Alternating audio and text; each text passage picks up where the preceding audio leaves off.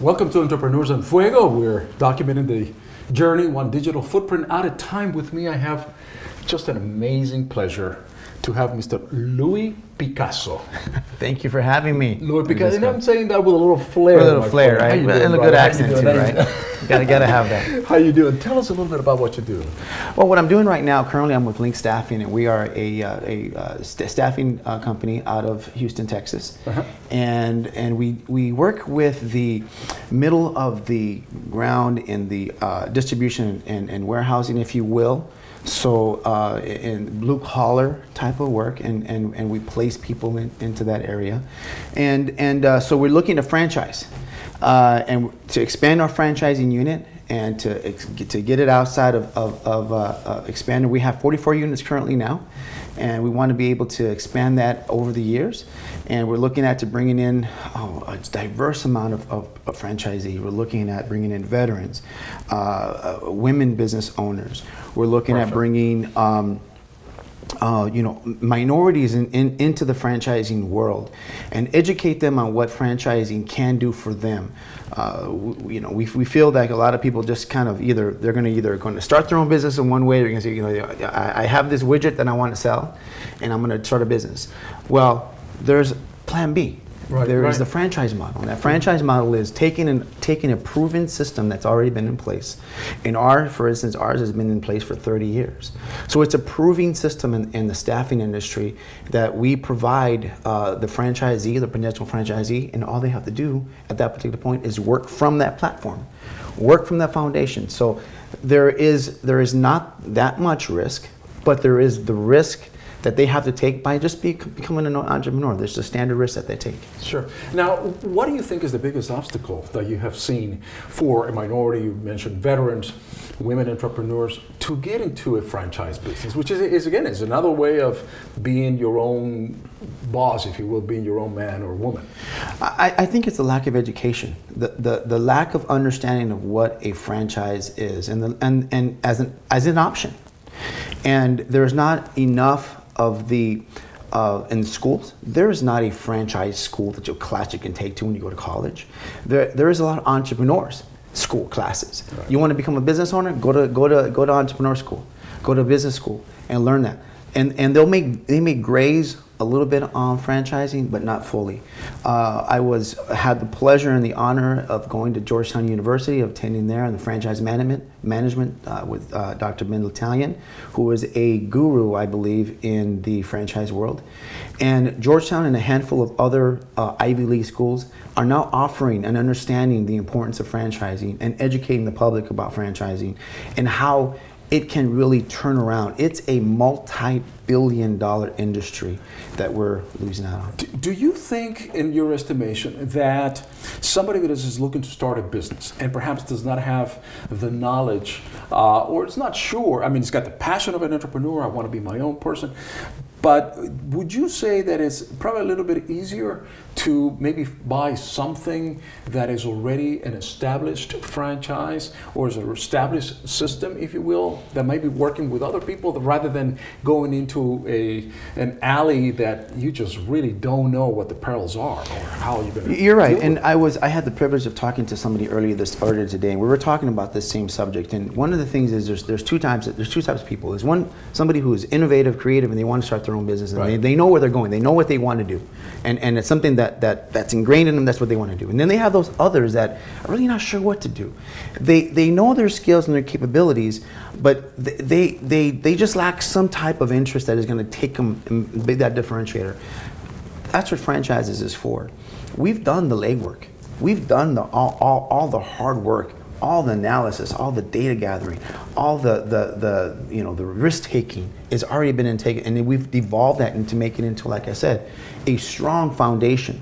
So when people get into this, say, you know what, this is a great thing. I'm going to do this because, a lot of the legwork's already been done, and now I have a huge support group behind me of people, of advisors that I can go to, and that's built into the franchise system that I can just tap into, and not only that on the corporate side of the franchisor side, but other franchisees that are within that group that they can relate to and run to and ask questions and say, hey, listen, how do I do X, Y, and Z? So it's a really good opportunity, and I think people miss that opportunity, and because they don't realize that there is so much advantages in franchising. They haven't been exposed to it. And how do you choose, how do you know, if you will, what franchise is going to be best for me? Now, do you assist people with that, or do you have a specific franchise that you're recommending? Twofold, and there's two ways. There's organizations and consulting companies out there that somebody wants to go into franchising, go into, and they can at that particular point show them and tell them and say, listen, we're going to do an assessment of your skills and your qualities and what your background. And then we have a slew of franchisors that companies that are looking for people, and so they'll place them in that regard, and then they'll there's about 2 or 3 or 4 maybe that they'll have to choose from, right? Right. What I do is I specifically right now am placing for Link Staffing, and we're, like I said, we're a 30-year company. We've started off as a small mom and pop business, and we continue to be a small mom and pop business mentality. We have 44 units, but we have those family values. We're very high on our morals and ethics, and that's what we're looking for as a franchisee, to see somebody who wants to be involved in that, and knowing that they're going to go into a company that is not going to turn their back on them, that is going to help and support them to create the success that they're looking for. How did you get into this business? This is all about entrepreneurs and people like yourself, that have the passion to do it. Because clearly, the passion that you have comes across very, very, very loud and clear.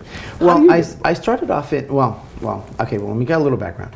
I grew up, born and raised in East Los Angeles, right off of Whittier Boulevard in Cleveland. Yeah. I mean, that was hard, smart, right in the middle of it, right? Yes, yes. And so I grew up, and my parents were ministers at the time, and still are. And so, but my dad knew that we needed to get out of here. My dad goes, I need to get my kids out. I need to get my kids out of here. And I would see things around me, happening around me, that I didn't want to be a part of.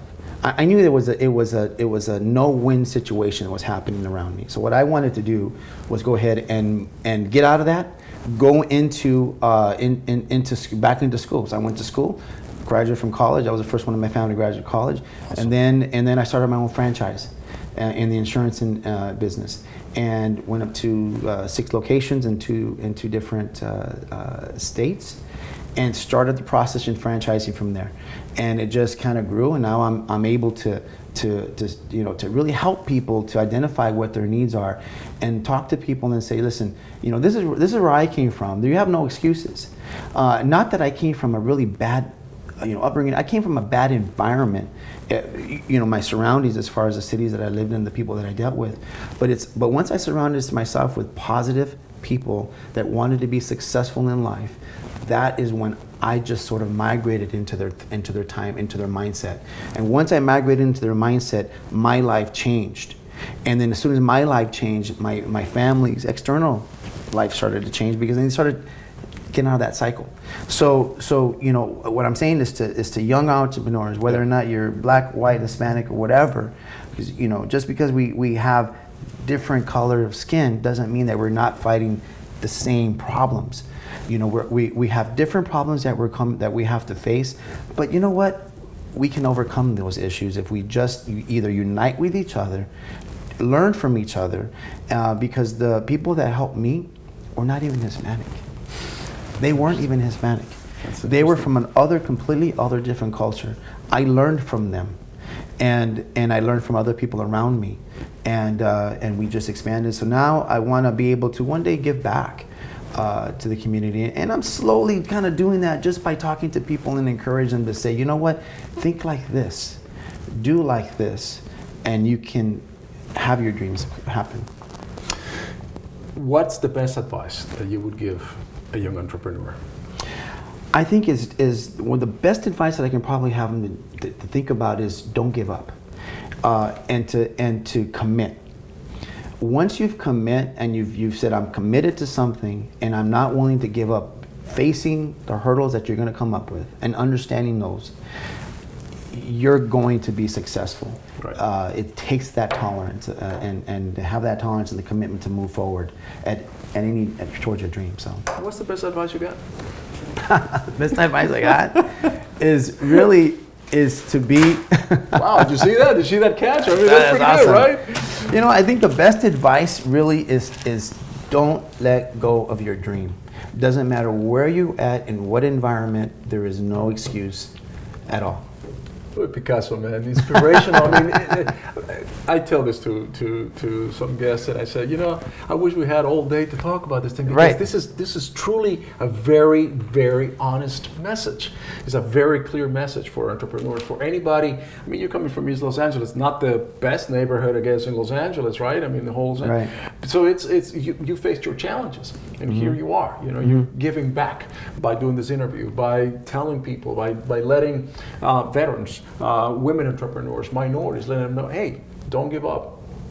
Pursue your dream. You can Right. do it. Right. Yeah. No, you're right. And you got the tools. You got great Right. franchise system. Just go ahead and do it. All right. So this is a little gift from us. It's called Peaceful Soul, and it's got the that's great. entrepreneurial values. Now this is mine. I'm going to give you this nice and clean one.